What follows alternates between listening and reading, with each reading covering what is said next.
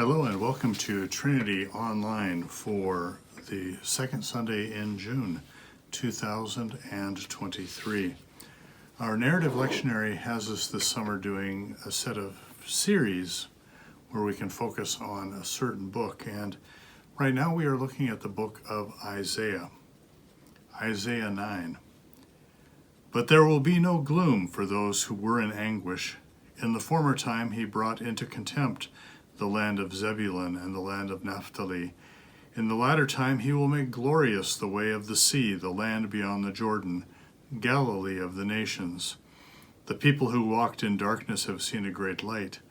Those who lived in a land of deep darkness, on them light has shined. You have multiplied the nation, you have increased its joy. They rejoice before you as with joy at the harvest, as people exult when dividing plunder. For the yoke of their burden and the bar across their shoulders, the rod of their oppressors, you have broken as on the day of Midian. For all the boots of the tramping warriors and all the garments rolled in blood shall be burned as fuel for fire. For a child has been born for us, a son given to us. Authority rests upon his shoulders, and he is named Wonderful Counselor, Mighty God, Everlasting Father, Prince of Peace. His authority shall grow continually, and there will be endless peace for the throne of David and his kingdom. He will establish and uphold it with justice and with righteousness from this time onward and forevermore. The zeal of the Lord of hosts will do this. So we hear this, and for those of you who have been part of a church, or especially part of a traditional church, this would be a text that you're used to hearing around Christmas time or during the season of Advent.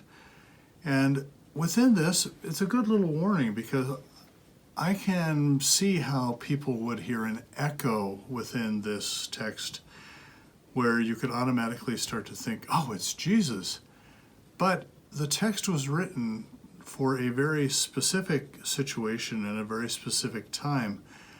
And when you understand the context that it's written in, you'll realize that some of those pieces that may seem a little bit odd to us if we're reading it around Christmas, like, the boots of the tramping warrior and garments rolled in blood and people dividing plunder, that you might think, okay, and then you have to kind of skip over that and ignore that. But if you understand when this text was written and to whom it was written, it starts to make a little bit more sense. So take the text on its own.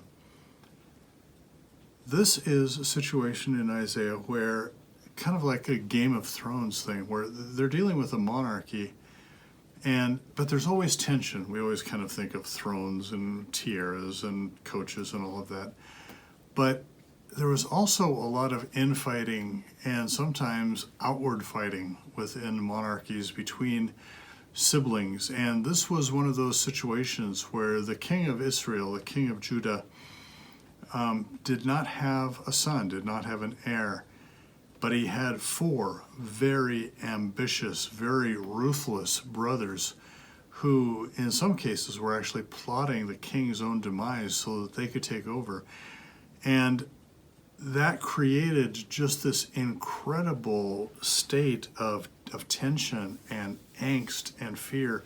And then you had the new, very powerful, very ruthless empire of Assyria hovering on the horizon, and Assyria looking for almost any excuse that it could, that if there was political instability in Judah, then they could jump in and say, we're coming in to save you from all this, and then they would just take over. So there was just this feeling of pins and needles, but it was not a pins and needles that was going away. This is one that went on for years and years.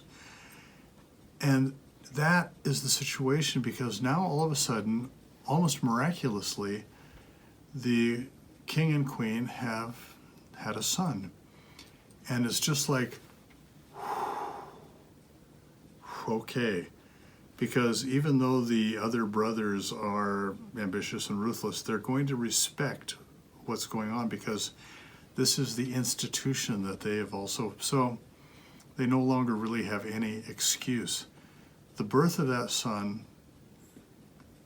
causes huge relief throughout the kingdom, and Isaiah feels that. Those who dwelt in a land of darkness. And I have to be careful with that word, but at the same time, we're talking about a metaphorical darkness, a darkness that is kind of overpowering, a darkness that squashes life. And that's how the people were feeling. And I think that, we don't have to search too far to understand that we know what it feels like to be a people who can sit in darkness. And into the midst of that, Isaiah steps in and says, hold on, don't give up hope. Tell the people that their yearning was not merely wishful thinking, but that the future is going to be okay.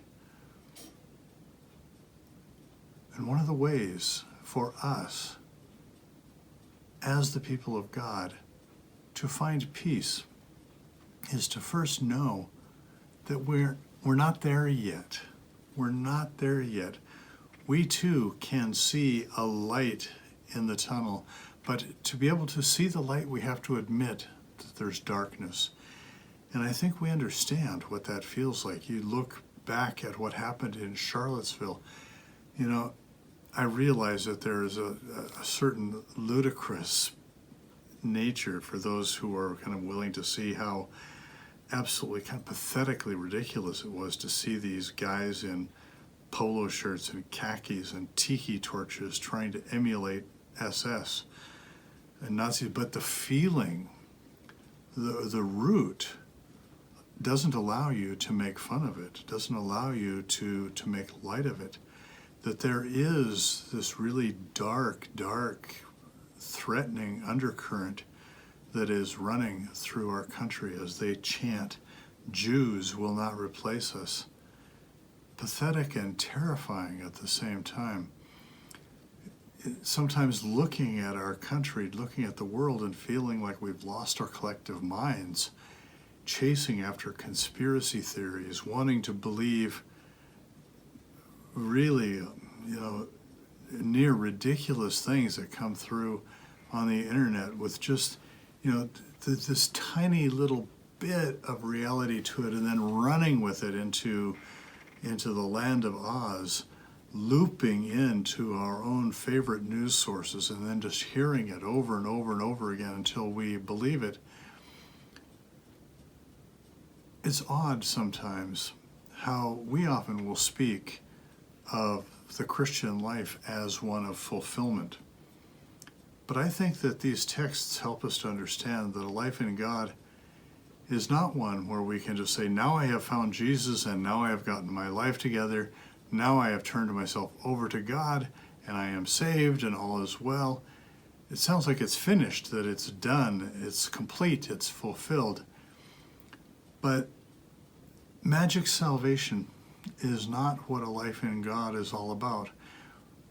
As the people of God, we are a people who yearn, a people who are willing to face the tension, the angst, the darkness within our own lives and within our country, and then recognize that it is not okay, that we are yearning and hoping for something better.